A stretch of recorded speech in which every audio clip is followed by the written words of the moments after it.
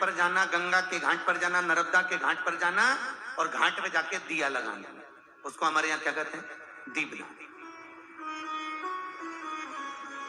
पर दुनिया के लोगों ने दीपदान के महत्व को कुछ दूसरा ही बना दिया। दिया जलाते हैं और नदी में छोड़ते हैं। भैया कौन सी पुराण में लिखा है दादा? कौन सी पुराण में लिखा है कि दिए को उठाकर नदी के अंदर छोड़ो? एक बात बताओ, सास तुम्हारी ऐसी बैठी सामने, तुम उसकी पूजन करोगी या थाली रखोगी या दिया जलाओगी तो उसके सामने रखाओगी कि उसके सिर पे जलाओगी? अरे बोलो तो सही, दिया कहां जलाओगे? उसके सामने कि सिर पे?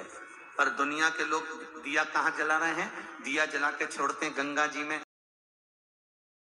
उसके अंदर छोड़ते हैं। तो ये तो दोष है ना, ये तो दोष माना जाता है। दिया दान करने का सबसे बड़ा क्रम है कि दीप दान करना है तो घाट पर लगाइए, पीपल के वृक्ष के नीचे दीप लगाइए। कार्तिक महीने में पूर्णिमा के दिन जो दीप दान दिया जाता है, उस दीप दान की बड़ी महत्वता होती है। हिंदू धर्म में केवल 3 दिन ऐसे होते हैं जिसके दीप दान का फल मनुष्य को नहीं मिलता। नंबर पर धनतेरस, दूसरे नंबर पर रूप चौदस और तीसरे नंबर पर दीपावली। ये दीपावली, धनतेरस और रूप चौदस, ये 3 दिन दिए दान का फल मनुष्य को नहीं मिलता है महाराज। क्यों नहीं मिलता महाराज? हम तो जला जला के और ओटले पे जलाएं, पीपल के नीचे लगाएं, खूब दीप दान करते हैं, तो इसका फल मनुष्य को क्यों नहीं मिलता? क्योंकि राजा बलि की भूमि को जब वामन भगवान ने 3 पग में नाप लिया था, राजा बलि सुतल लोक का राजा बना था, तो राजा बलि ने वामन भगवान से कहा था, प्रभु आपने 3 पग में मेरी पृथ्वी को नाप लिया, पर आपसे मांगना चाहता हूं तो केवल इतना दे दो कि 3 दिन जो पृथ्वी पर दीप दान करेंगे उसका फल मेरी किस्मत में, मेरे भाग्य में लिखा जाए। भगवान ने पूछा कौन कौन से? तो कहा एक धनतेरस, दूसरा रूप चौदस, तीसरा दीपावली।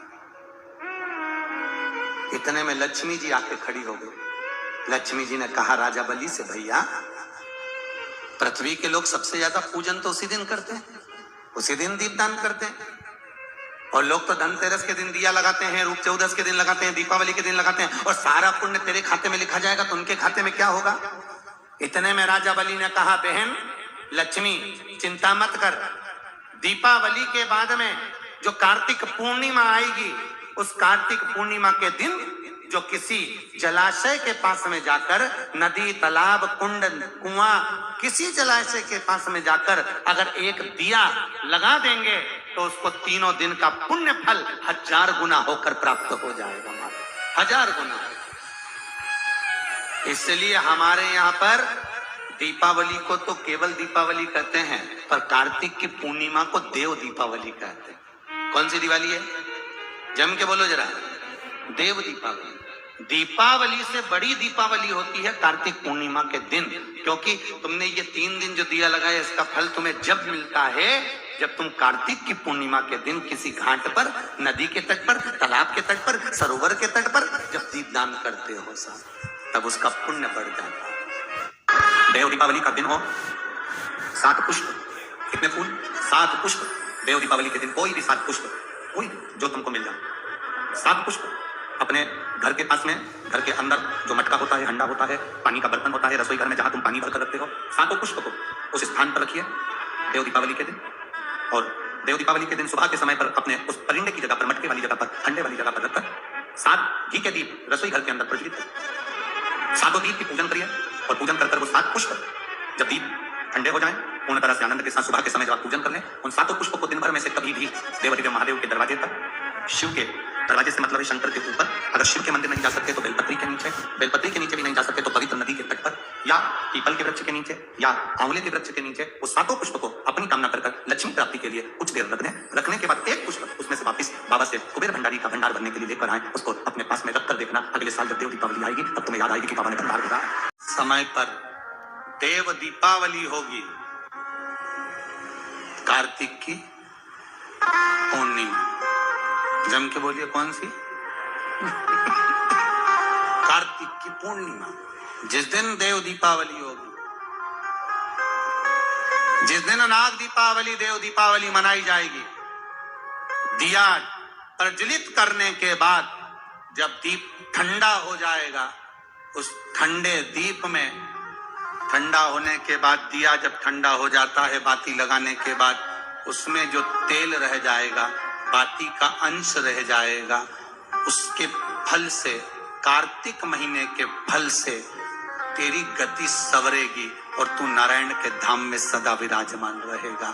उस कार्तिक की पूर्णिमा के दीप की जली हुई बाती के भी पुण्य का भाग गजेंद्रासुर को मिल गया।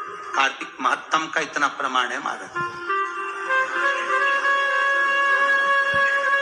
कार्तिक महत्तम सुख है। हम फिर निवेदन करेंगे, कार्तिक के महीने में आप कुछ नहीं कर सकते तो कहीं पीपल की जड़ के नीचे, कहीं आंवले की जड़ के नीचे, कहीं बेलपत्री की जड़ के नीचे आप जाकर उस वृक्ष के नीचे दीप जरूर लगाओ,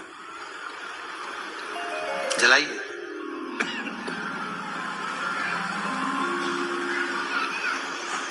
कार्तिक का महीना चल रहा है, अगर ज्यादा दुख है, तकलीफ है, तो दुख दहन स्त्रोत का पाठ।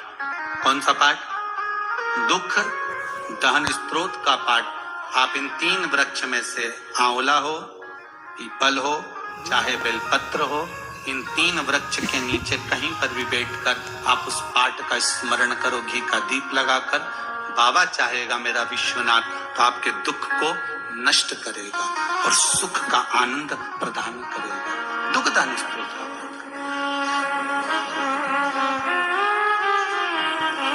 शिव उपासना